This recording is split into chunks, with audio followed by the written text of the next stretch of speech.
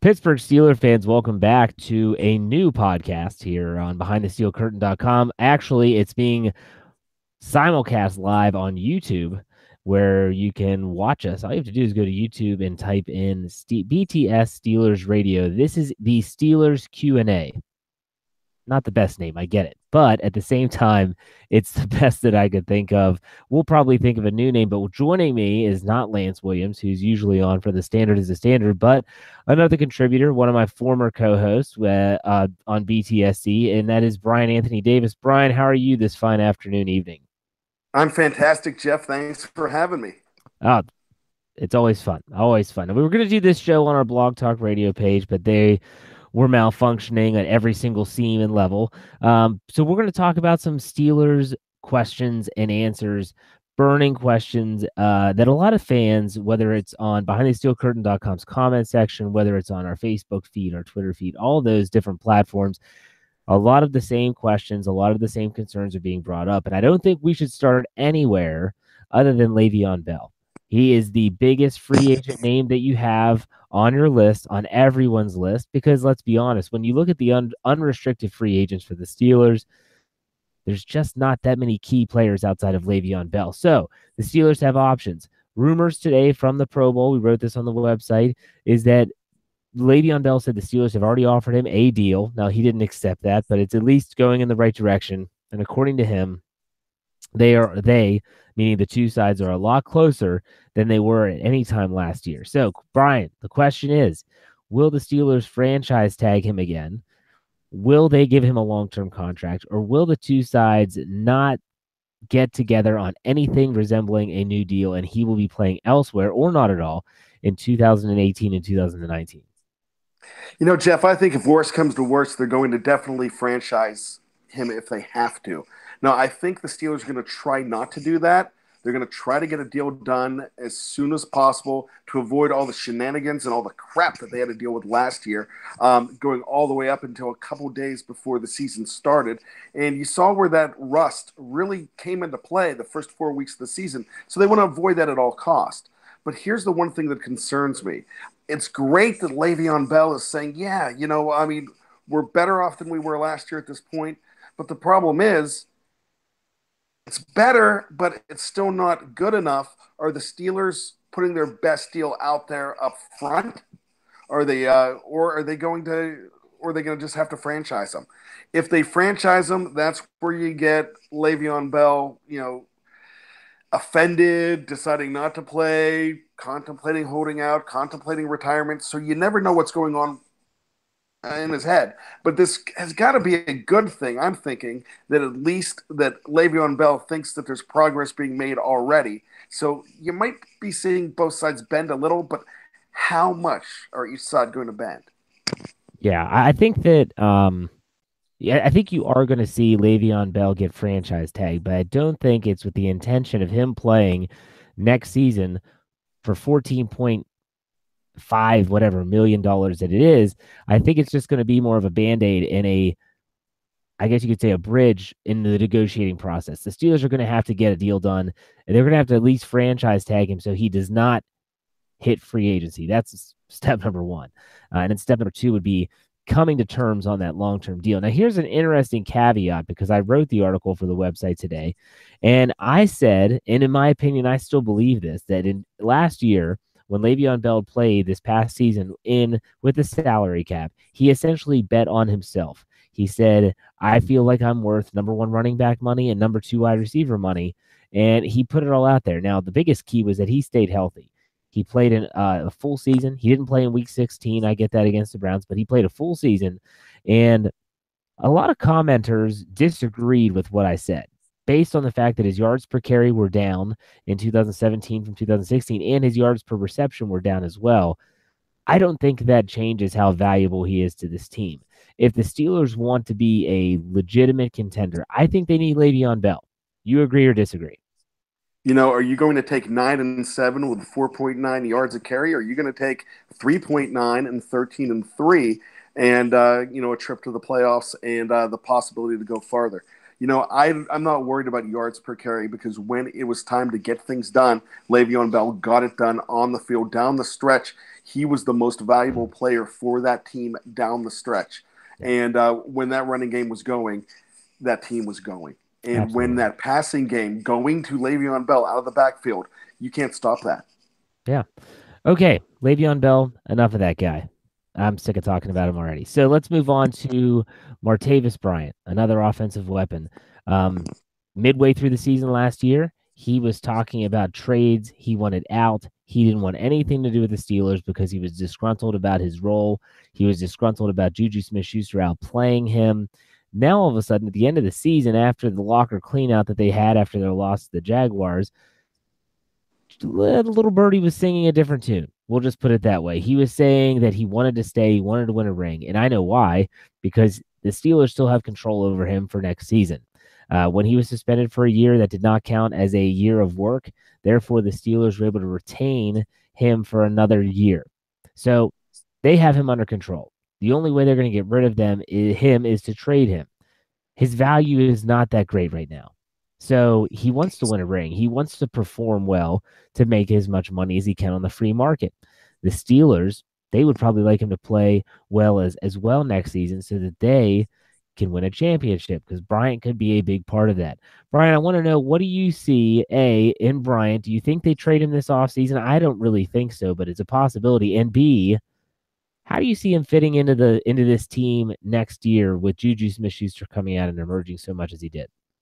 Well, Jeff, I think he fit in well with the Steelers the last quarter of the season, especially those last four games. He was getting the ball thrown to him. He wasn't complaining. He was happy. He was getting his targets. Juju was getting his targets. Of course, Antonio Brown was getting his targets and found out that there was room for everybody, and then he had a role on this team. I think you hit it on the head. I think he knows that this is his best chance to go to the Super Bowl right now because anything else is, it's a roll the dice for him if he goes to probably 24 out of the 32 teams and maybe more to get in that position. Now, I mean, if he went to a team like New England, of course he has an opportunity every year, but probably not too many chances for Bryant outside of Pittsburgh, and he knows they have control over him. He really got in sync with Ben Roethlisberger at the end of the season, and you saw how valuable he was in that playoff game, and he was fired up in that playoff game, even though it was a losing effort. I mean, you have those weapons, use them, and somebody had a talk with him, Jeff, or he had some kind of come to Jesus on his own.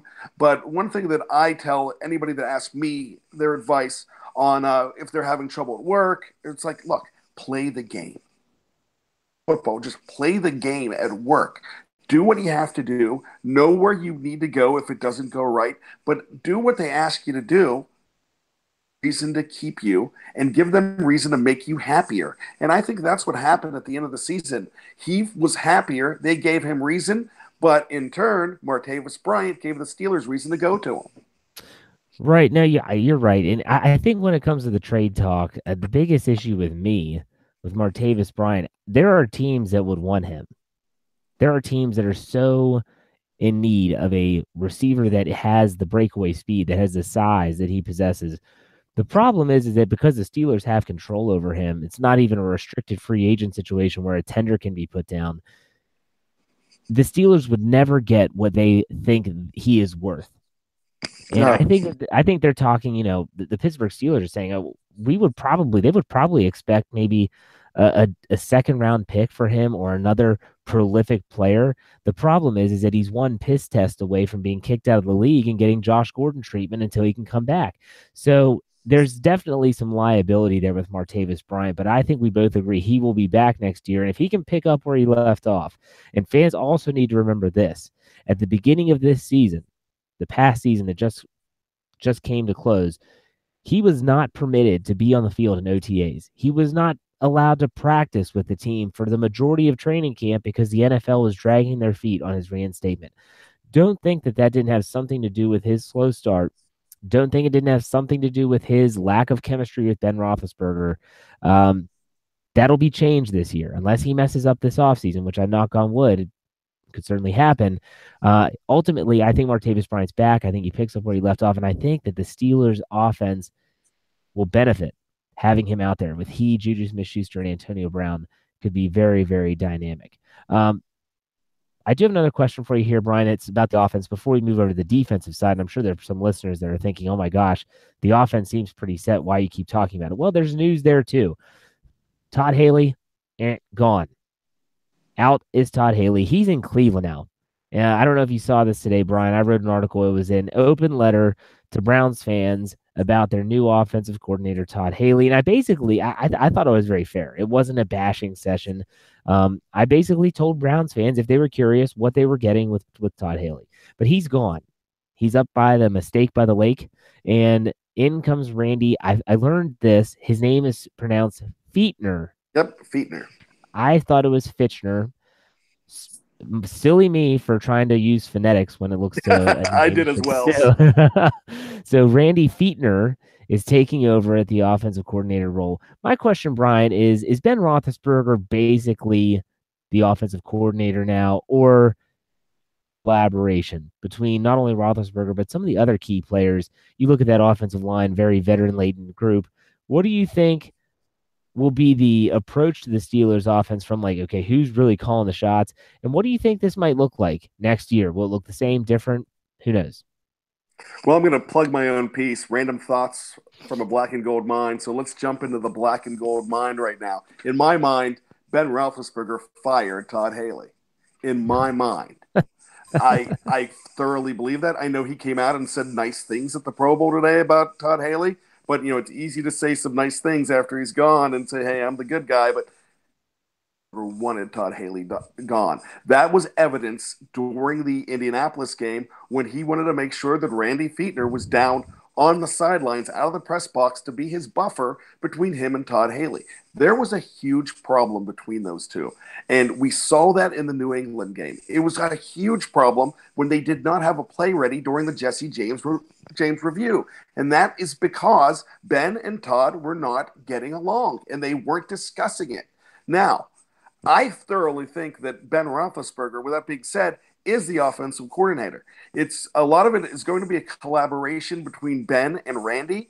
However, I have a hard time believing that Randy is going to be calling all the shots. I mean, he's a figurehead in this situation to me. I'm sure he knows how to do it. He'll be fine. As far as calling the plays, I mean, Ben's not going to be designing all the plays. That's not what I'm saying. I'm just saying that Ben is going to get what he wants first. And that's going to happen because he got this guy hired, basically. No one was really going to look at Randy Fichtner if it wasn't for Ben Roethlisberger. It wasn't going to happen. They were going to look outside. And this probably saved you the return of Mike Mularkey in this situation. So be happy about that, in that concern. But I really think that it's going to go swimmingly because you're keeping your quarterback happy. You're keeping your franchise player, the most important person in that town, not named Rooney, happy right now. And that's what you need to do. I think that it's going to be we see what Ben does when he's on his own and calls his own plays. People have been calling for that all year. So he'll be getting his plays called through Fichtner, but Fichtner will be able to design some things for the other guys too, as far as the running plays. So I think it's actually going to be a good collaboration. But mark my words, this is Ben's hire, and Ben is the OC in Pittsburgh. And that means that there's no more scapegoat for number 7.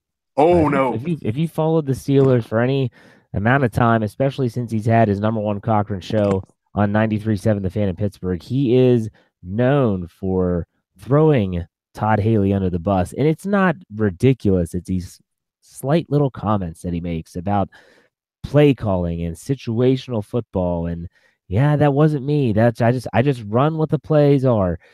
He's been doing that for years. And so now Haley's gone, Fichtner's in. It's on you now. You make a mistake, you got to own it. It's not that he doesn't own mistakes. I think he does. After the Jacksonville game where he threw 5 picks, he certainly owned up to that. But at the same time, he was also really quick to pass the buck as well. So let's flip the switch, so to speak, easy for me to say, and go over to the defensive side of the ball, which is what everyone wants to talk about. And in my opinion, the number one topic, the number one player, the number one potential salary cap casualty is Mike Mitchell. Mike Mitchell's due for over $5 million next year. It's his final year of his contract, and he hasn't really played that well. And it's probably because he's been hurt all the time. What do you see happening with Mike Mitchell last year? Maybe draft a safety, let him learn, take the dead money loss. I'm not sure what that number is off the top of my head. Or um, do they just think that Mike Mitchell's the answer? What do you think that happens with number 23? I think Mike Mitchell should be in the cheese line next year. Whether he will be or not, I don't know. The dead money, from what I understand, is $2 million, but they're looking to save about six on the cap. So you're losing about two there if you get rid of him now, and I think it's really worth it to just get. I think he's a negative presence on that field. I don't think he tackles as well as he used to, and he's just lost in coverage. So you have Sean Davis there, build around Sean Davis, and bring somebody in for maybe the possibility of bringing somebody in with that money that you're saving, or and you draft high. Now the problem with drafting high is you're going to probably have to get the sixth or seventh best safety on the board if you're drafting in the second round, because I would bet my bottom dollar that they're going middle linebacker, inside linebacker in the first round. So I really can't see them going in that direction, but they're going to look for a middle of the road free agent as far as that goes, and they're gonna go ahead and draft. There's also you never know what they might fiddle around with. William Gay. This might actually be another year for William Gay at safety. I mean, they've worked him out there. They might even just put them in to help bridge the gap. But he's a negative presence right now, is Mike Mitchell. And I think they have to get rid of him. Well, you bring up a lot of great points when it comes to the football aspect of Mike Mitchell. And I don't think William Gay's the answer at safety. He's slowing down. He looked lost in the slot at times last year. I agree. There were people, myself included, that thought Cameron Sutton should be playing over him when it came down to the playoffs, but he's so smart and he knows the defense. I just don't know if he's rangy enough to play that free safety position. But here's another aspect you didn't mention, and I want to say you might have mentioned it in your article, Random Thoughts. I'm sick of Mike Mitchell's mouth, and I've never had a problem with his on-field antics. He makes a big hit and he gets up and he's fired up, or the lurk gang that he always does as he comes out, whatever. I don't even know what the hell that means. Yeah, I'm fine with that. Yeah, but no, I can't. I'm sick and tired of these, and it is bulletin board material. I hate saying that because I feel like that's such an old cliche, and some people feel it's not true, but it is. When you are getting ready to play the Jacksonville Jaguars in the playoffs, and I know that this was a quote at the very end of a really good article about Ryan Shazier and his rehabilitation and his close-knit friendships with his teammates, one of them being Mike Mitchell. But when you go on record, and you could say this to the reporter and say, do not put that in the article. When you go on record and say, we'll play them in Haiti, we'll play them in hell, I don't care, we'll play the Patriots anywhere, we're going to win. Oh my goodness, what are you doing? That's just not the approach. That's not the attitude. That's not the mindset anyone should have. I just feel, and you hear the stories about it. He was outside the Jaguars locker room yelling at the players. Why are you trying to fire up the other team? Worry about yourself. Created. Yeah. Go ahead. You know what he did? He created an us against the world scenario for the Jacksonville Jaguars. That's exactly what he did. They went inside that locker room. They're like, okay, they're looking beyond us. And, we know the team wasn't looking beyond them, but if Jacksonville thinks that, and Jacksonville could twist it into making them think that, okay, everybody disrespects us, we're disrespected now, we'll show them. That's exactly what happened. And they were taunting him, Mike who?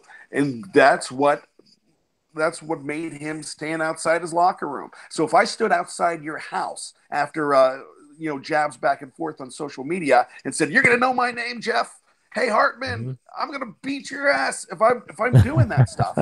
You're gonna laugh like that. And you're gonna like, okay, I'm gonna target this guy and I'm gonna show him. And that's exactly what happened. He just put the whole team out there, and it was unnecessary for here's the thing: if AB does that, and he has it, but AB at least backs stuff up. Mitchell's not backing stuff up on the field. He's nothing but a liability, and his mouth made him even more of a liability. I want him out. Yeah. I mean, in this case, we're talking two negatives. We're talking about the actual play of football. And we're talking about off the field stuff in terms of motivation for the opponent. In this case, two negatives do not make a positive. I would be stunned if he comes back, but he is Mike Tomlin's guy. Mike Tomlin brought him in. He likes Mike Mitchell. I'm just saying, if he stays, don't be shocked. Okay, let's go to something else on the defense, something that everyone is still talking about. It's unbelievable to me.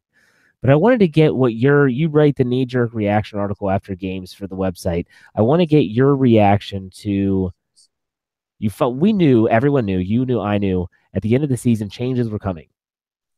I think we all assumed that Todd Haley was going to be gone.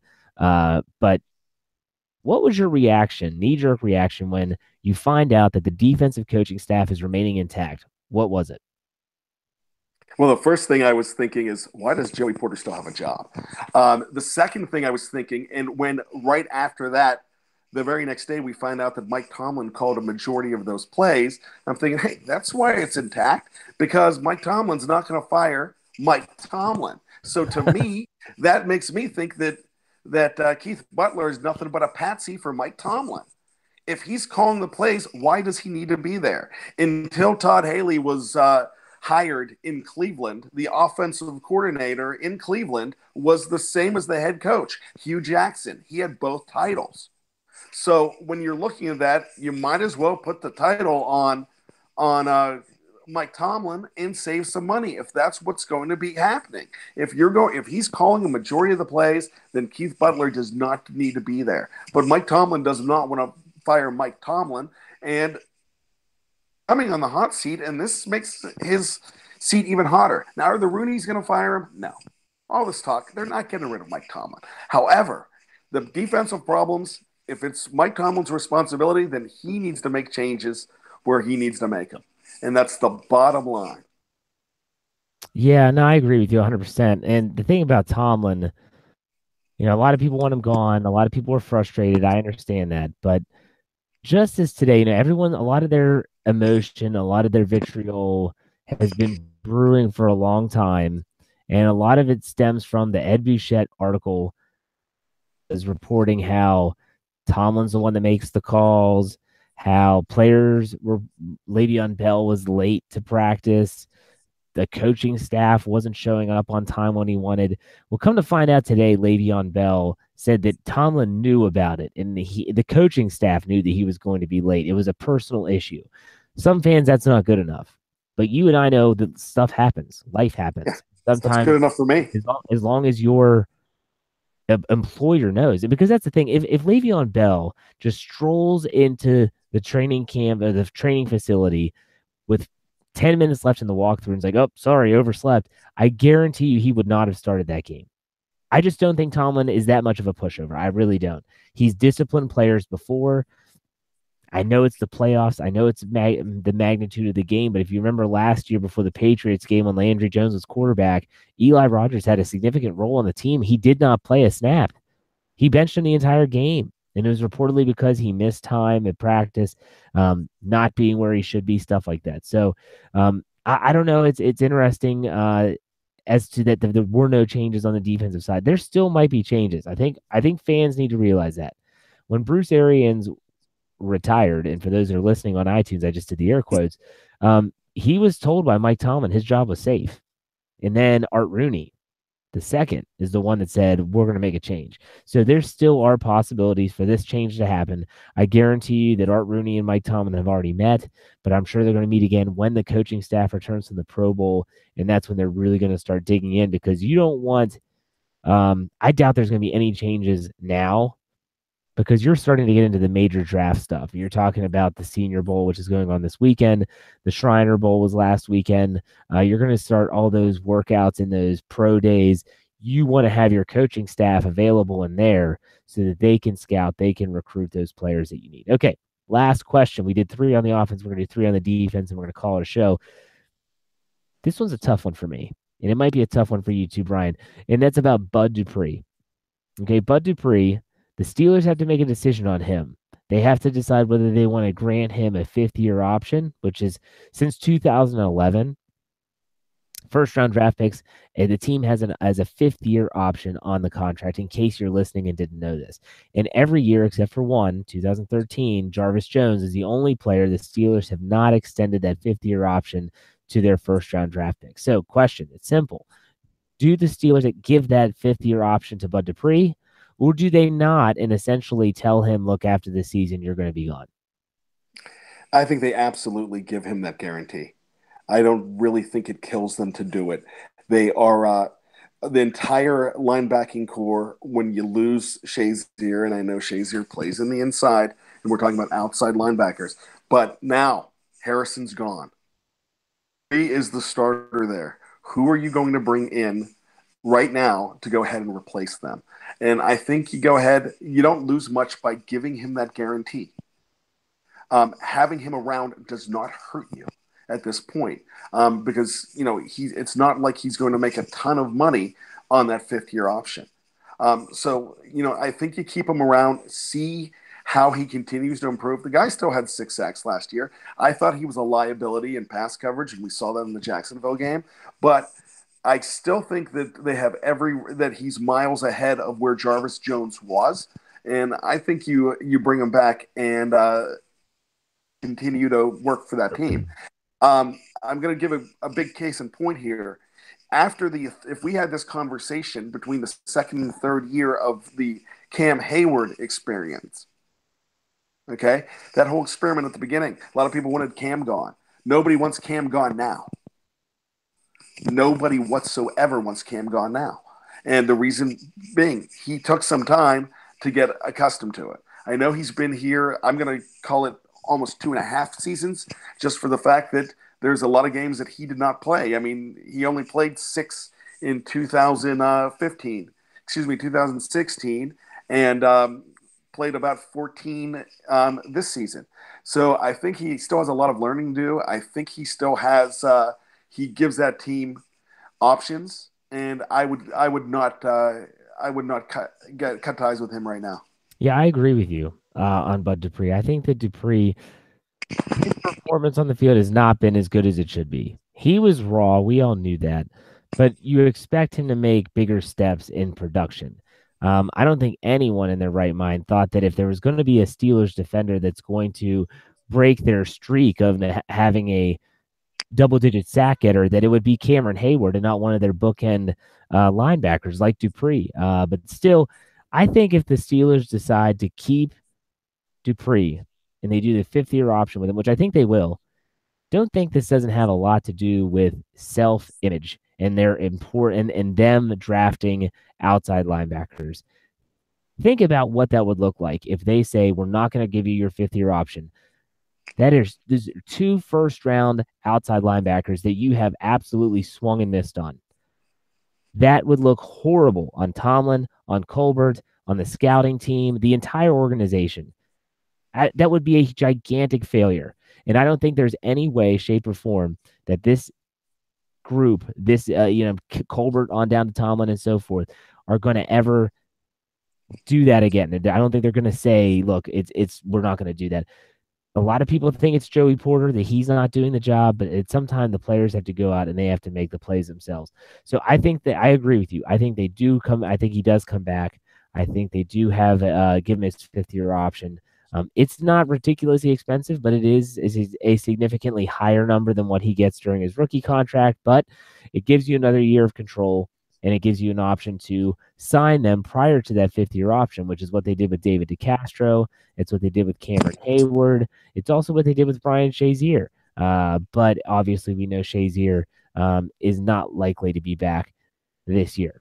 That's just being the harsh reality of the situation. So I think that was a great show, great first show. We had 3 offensive questions, 3 defensive questions. There are still a ton more questions about this team. But Brian, before we go, I'd like to give you your soapbox. If there's anything you want to say to the Steeler fans out there, whether it's motivational or whether it's just something to get off your chest, go ahead. Well, everything that happened this year is all a part of the script. I have said that all year long. I was watching that game against Jacksonville the other day, and I was thinking the entire time, excuse me, the Jacksonville New England game, the AFC Championship game, and I was thinking the entire time that Pittsburgh would not have had a chance in this game. Just like Jacksonville doesn't have a chance in this game. I'm not a conspiracy theory guy, but when you're looking midway through the third period, the third quarter, and the Jacksonville Jaguars have 8 penalties to 1 on the New England side, it kind of scratches your head a little bit.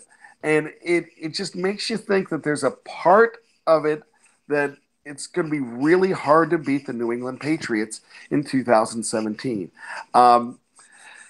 I know that's a big conspiracy theory thing. I know that's me saying, I'm not saying that the thing is fixed. I'm just thinking that there was no stopping them at this point. Yeah. And I just really think that we would have been disappointed last week as well.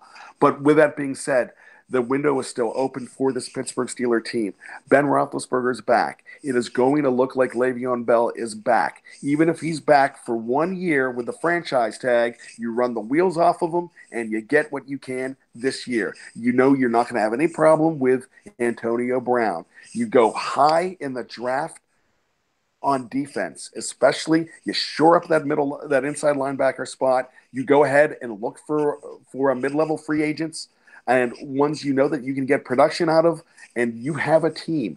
This team, we're talking Armageddon with this team. Just the fact that they lost in the divisional round, this is like we're talking like this is a 4-12 team with so many problems and so many holes. Yes, there's a lot of things that need fixed, but this team is a lot closer to Atlanta and the than they are to the basement. So I'm telling you what, just have faith. Relax, Pittsburgh. Relax with your Steelers. They know. We don't think they know what they're doing, but they know what they're doing, especially Kevin Colbert. And believe it or not, Mike Tomlin knows what he's doing too as well. So just let them go. I want Mike Tomlin to go ahead and tighten things up. I don't want him gone. I want things tightened up. And with that being said, 2017 is over. 2018 is the year. Yeah, Brian, it's good that we have that angle of you if you're watching on YouTube, because I think if it were up higher, we'd see all your tinfoil hats behind you of your conspiracy theorists and stuff and your Area 51 memorabilia and all that stuff. But anyways, I'm going to say something short and sweet, and that is about Super Bowl 52. It's about to come out. Brian alluded to the Patriots. We know they're playing the Philadelphia Eagles in Super Bowl. And a lot of people have been asking, who are you going to root for? Do you root for your cross-state rival, the Philadelphia Eagles? Philadelphia and Pittsburgh typically don't mix too well in a lot of different sports, especially hockey. Or do you root for the Patriots? Well, to me, this is easy. Fly, Eagles, fly. Fly like you've never flown before, because I'm sorry, the thought of the Patriots not only winning again, but tying the Steelers at 6 Super Bowl rings, James Harrison winning a Super Bowl after he leaves the Steelers the way he did, Bill Belichick and Tom Brady continuing their utter dominance with that arrogance and Robert Kraft, it makes me want to vomit personally. So if you're wondering who I'm rooting for, I'm not going to be one of those people. Lance is one of these people that says I'm not rooting for anyone. I can't root for the Eagles, can't root for the Patriots. Screw that. Go Patriots. Go. Oh my gosh. Talking myself into oblivion here. Go Eagles, because I cannot stand the Patriots. In my opinion, the Patriots are number 1 on my most hated NFL team list. That's more than the Bengals. That's more than the Ravens.